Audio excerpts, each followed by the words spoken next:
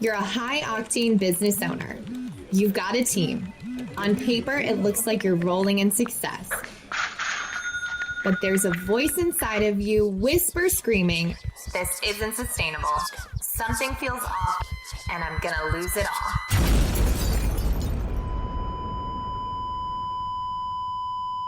Sound familiar? That's where I come in.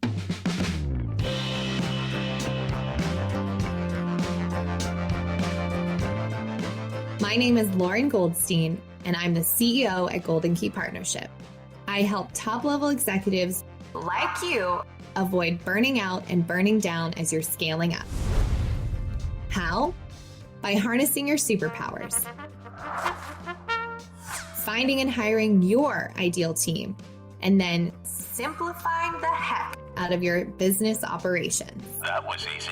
It's my mission and the mission of this podcast to help you see operations in a whole new light, to help you diagnose the real root cause of your company challenges, and to bring your business back to a healthy flow and profit. They call me the Business Doctor, and this is the Biz Doctor podcast.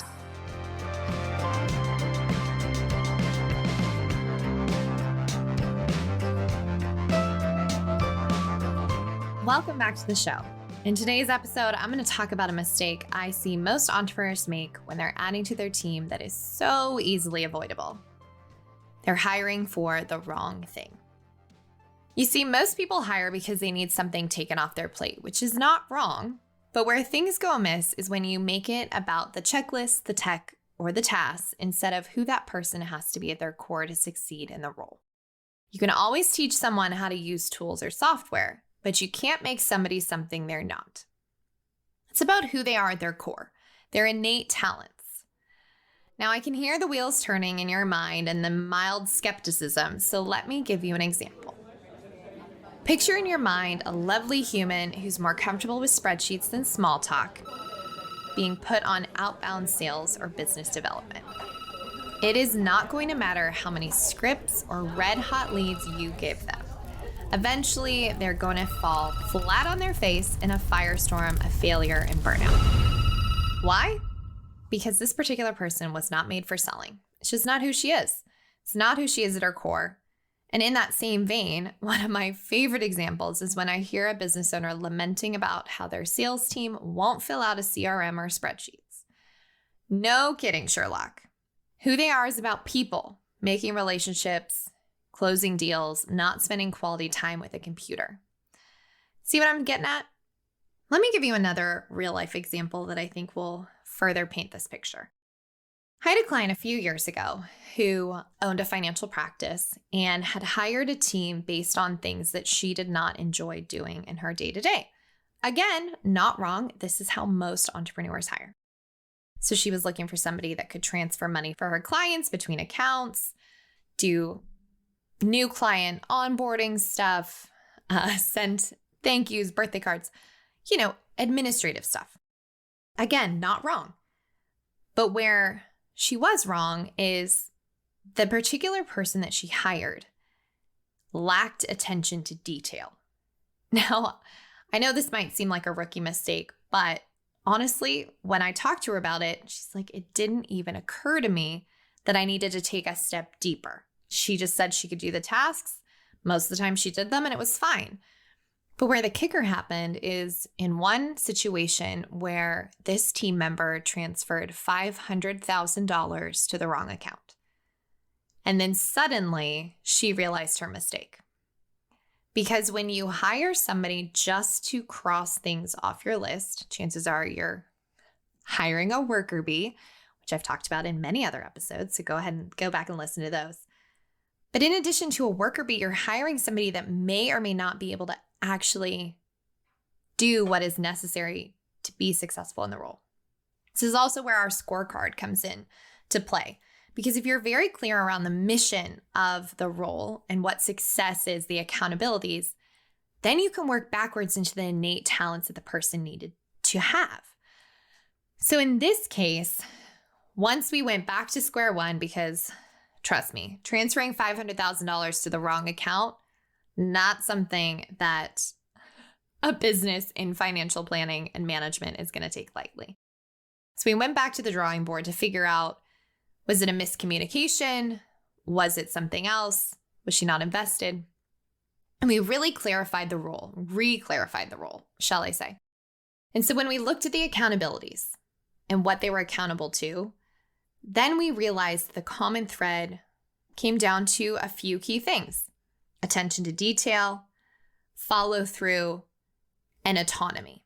Those are the things that this person really needed at their core.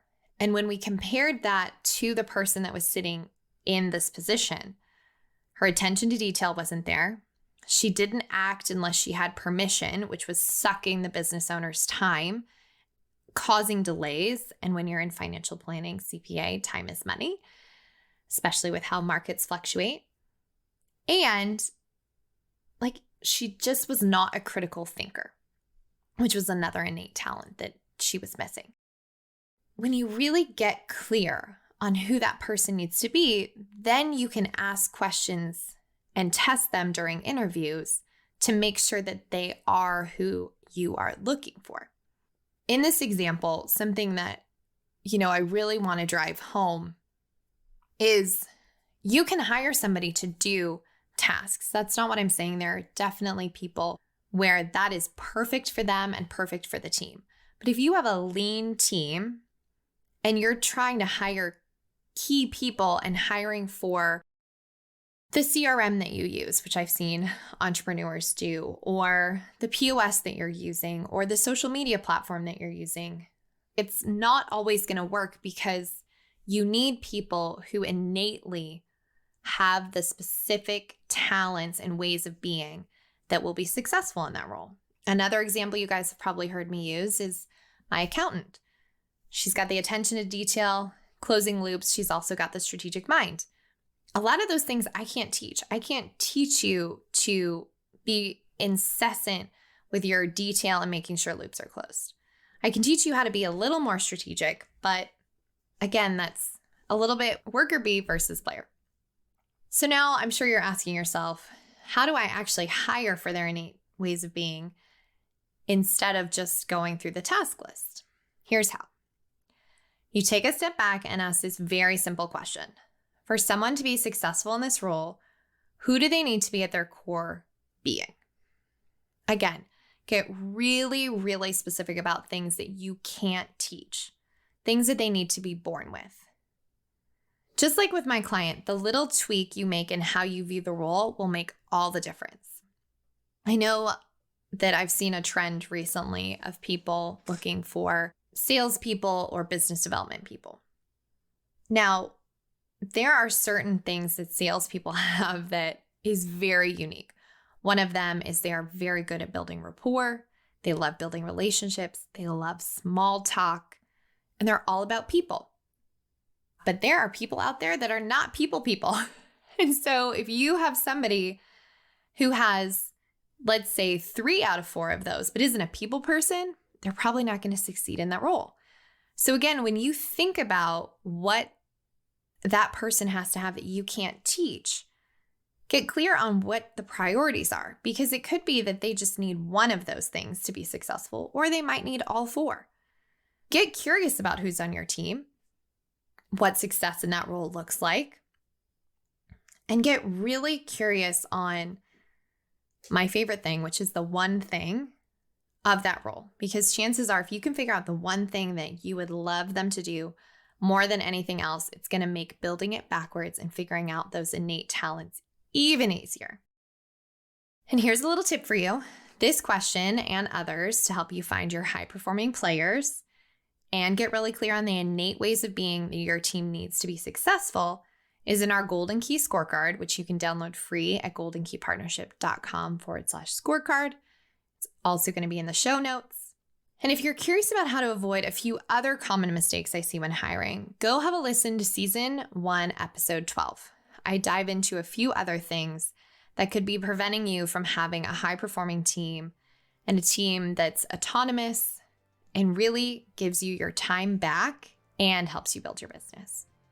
So that's it for this week's episode. Love to hear from you, your biggest takeaways. So make sure you're following along. Tag me on Instagram at It's Lauren Goldstein or LinkedIn, wherever you hang out on the interwebs. Don't forget to subscribe, and thanks so much for listening. We'll see you next week.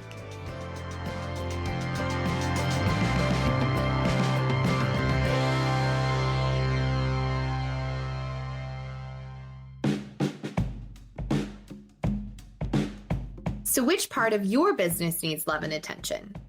You might be wondering that. Here are your next steps. Head to goldenkeypartnership.com or the show notes below to schedule your diagnostic deep dive. Thanks for listening to the Biz Doctor podcast. If you love the show, please share it with your colleagues or tag me on social media, especially LinkedIn. And subscribe to the show wherever you get your podcasts.